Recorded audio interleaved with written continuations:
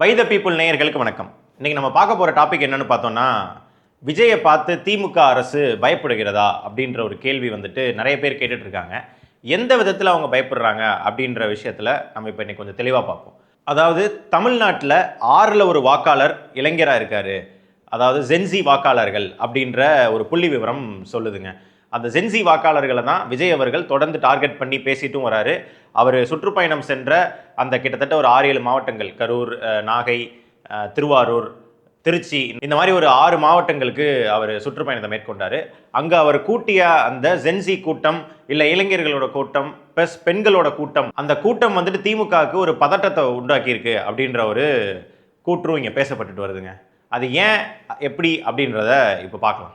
என்னதான் திமுக அரசு மாதம் 1000 ரூபாய் ஊக்கத்தொகை பள்ளி மாணவர்களுக்கு வழங்கினாலும் பல திமுகவினரோட வாரிசுகளே விஜய்க்கு சப்போர்ட் பண்றாங்க அப்படின்ற விஷயத்தையும் இங்க நம்ம கேள்விப்பட்டுட்டு தான் வரோம். இந்த விஷயம் திமுகவுக்கு ஒரு அச்சத்தை ஏற்படுத்தி இருக்குங்க. ஏன்னா இப்ப ரீசெண்டா நம்மளை சுத்தி இருக்கிற நாடுகளில் நடந்த ஒரு ப்ரொட்டஸ்ட், அதாவது ஜென்சி இளைஞர்களால் கொண்டு வரப்பட்ட ப்ரொட்டஸ்ட்னே சொல்லலாம். இலங்கை, வங்கதேசம், நேபாளம், இந்தோனேஷியா, இந்த மாதிரி பல நாடுகளில் ஜென்சி இளைஞர்கள் தான் அந்த போராட்டத்தை முன்னெடுத்து அதை கிட்டத்தட்ட வெற்றியும் பெற்றிருக்காங்க. தாவேகா தலைவர் விஜய் அவர்களுக்கு பெண்கள் மற்றும் இளைஞர்களோட ஆதரவு மிகப்பெரிய அளவில் இருக்குது அப்படின்றத புரிஞ்சுக்கிட்ட திமுக அரசு அதுக்கு ஏற்ற மாதிரி இப்போ காய்களை நகர்த்த ஆரம்பிச்சிருக்கிறதா பல விஷயங்கள் சொல்லப்படுதுங்க. இன்னும் 2026 சட்டமன்ற தேர்தலுக்கு குறைஞ்சபட்சம் இன்னொரு 4-5 மாதங்கள் தான் இருக்குது. அதை மனசில் வச்சுட்டு அவங்க பல திட்டங்களை கொண்டு வர போகிறதாகவும் பேசப்பட்டுட்டு வருது. அவர்கள் கொடுத்த தேர்தல் வாக்குறுதியில் முக்கியமான விஷயம் அப்படின்றது மகளிர் உரிமை தொகை. மாதம் 1000 ரூபாய் எல்லா பெண்களுக்கும் வழங்கப்படும் அப்படின்ற விஷயத்த சொன்னாங்க. 2021 அவங்க தனிப்பெரும்பான்மையாக ஆட்சி அமைக்கிறதுக்கு இந்த ஒரு விஷயம் முக்கியமான காரணமாக இருந்துச்சு. இந்த விஷயம் அவங்க ஆட்சிக்கு வந்ததுக்கப்புறம் கலைஞர் மகளிர் உரிமை தொகை அப்படின்ற பெயரில் இதை அவங்க நடைமுறை கொண்டு வந்தாங்க. அதாவது 2023 செப்டம்பர் மாதத்தில் இதை கொண்டு வந்தாங்க. மாதம் 1,20,00,000 பெண்கள் மாதம் 1000 ரூபாய் அவங்க வங்கி கணக்கில் 15ஆம் தேதி செலுத்தப்பட்டுட்டு வருதுங்க. திமுக ஆட்சி என்னதான் மகளிர் உரிமை தொகை, எல்லா பெண்களுக்குமான மகளிர் உரிமை தொகை அப்படின்ட்டு அவங்க தேர்தல் அறிக்கையில் சொல்லியிருந்தாலும் ஆட்சிக்கு வந்ததுக்கு அப்புறம் அவங்க சொன்ன விஷயம் என்னன்னா, இது தகுதி உள்ளவர்களுக்கான மகளிர் உரிமை தொகை அப்படின்ற மாதிரி மாத்திட்டாங்க. அது மூலியமா தான் கிட்டத்தட்ட 1,20,00,000 பெண்களுக்கு, அதுவும் வந்ததுக்கு ஒரு 2.5 வருஷம் கழிச்சு தான் அந்த திட்டத்தை ஆரம்பிக்கவும் செஞ்சாங்க.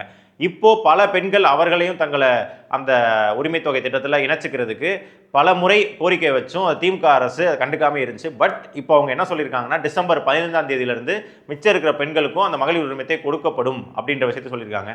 இது எல்லாத்தையும் கனெக்ட் பண்ணி பார்க்குறப்போ விஜய் அவர்கள் கிடக்கிற இந்த பெண்கள் ஆதரவை குறைக்கிறதுக்காக திமுக அரசு இந்த திட்டத்தை கையில் எடுத்திருக்கு அப்படின்னு எல்லாரும் சொல்றதையும் நம்ம ஒதுக்கி தள்ளிட முடியாதுங்க. திமுக அரசு பெண் வாக்காளர்களை கவர்வதற்காக இந்த மாதிரி பல திட்டங்களை மைண்டில் வச்சிருக்காங்க, அதை செயல்படுத்த போறாங்கன்னு சொல்றாங்க. அதே மாதிரி ஜென்சி கிட்ஸ் ப்ளஸ் இளைஞர்களை கவர்றதுக்காக சில திட்டங்களை வச்சிருக்கிறதாகவும் தகவல் வந்திருக்குங்க.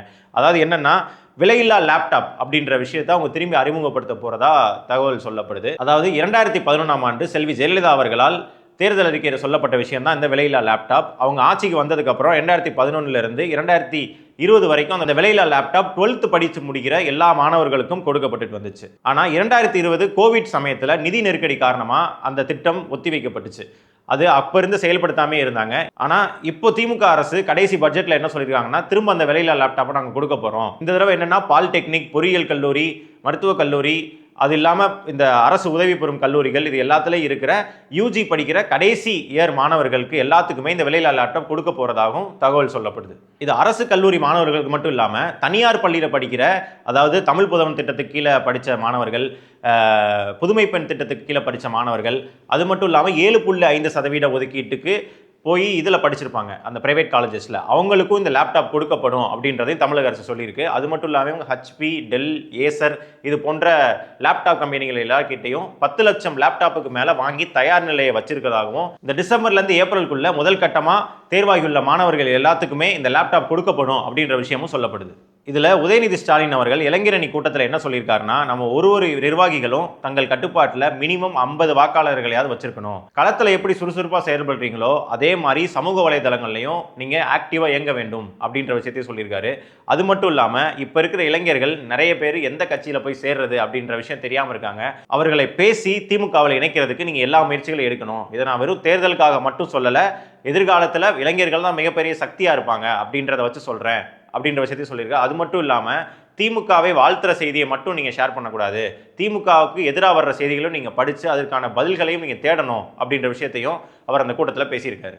அது மட்டும் இல்லாமல் சமீபத்தில் நடந்த திமுகவோட 75வது ஆண்டு விழாவான அறிவு திருவிழால 1000 லைட்ஸ் எம்எல்ஏ டாக்டர் எழிலன் அவர்கள் என்ன சொல்லியிருந்தார்னா, தாவேக்கால இருக்கிற இளைஞர்களை நம்ம தற்கூறின்னு விமர்சிக்க கூடாது, அவர்கள் ஒன்றும் சங்கிகள் இல்லை, அவர்களும் நம்ம பசங்க தான், அவங்க கிட்ட நம்ம பேச ஸ்டார்ட் பண்ணணும், பேசி அவர்களுக்கு ஒரு சில விஷயத்தை புரிய வைக்கணும் அப்படின்ற விஷயத்தையும் அவர் அந்த திமுக மேடையிலேயே பேசியிருந்தார். அதாவது தாவேக்கால இருக்கிற இளைஞர்களை சுட்டிக்காட்டி இந்த விஷயத்த காஞ்சிபுரத்தில் பேசின விஜய் அவர்களும் உங்க ஆளே ஒருத்தர் எங்களுக்கு சப்போர்ட் பண்ணி பேசியிருக்காரு அப்படின்ற மாதிரி விஜய் அவர்கள் அந்த கூட்டத்தில் குறிப்பிட்டிருந்ததை எல்லாருக்கும் தெரியும்னு நினைக்கிறேன். இப்போ திமுக கல்லூரிகளில் அவங்களோட மாணவர் கட்டமைப்பை உருவாக்க போகிறதாகவும் ஒரு தகவல் வந்திருக்குங்க. இது எல்லாமே ஜென்சி வாக்காளர்கள் ப்ளஸ் இளைஞர்களை கவர்றதுக்காக மட்டும்தான் திமுக முன்னெடுக்குது.